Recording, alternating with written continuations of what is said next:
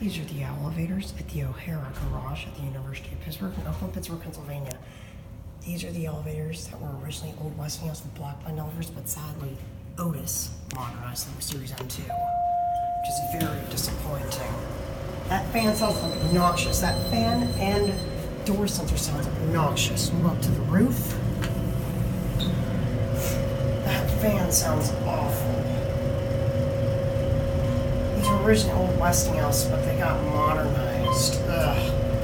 I'll link a picture in the description of what the buttons used to look like, courtesy of Up and Down Adventures for that, for sending that picture. Here's the roof.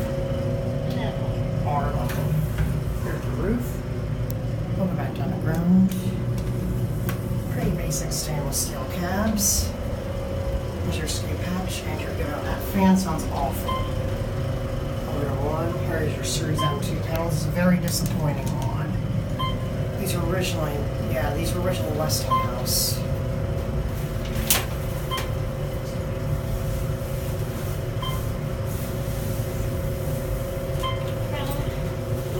Here, ground.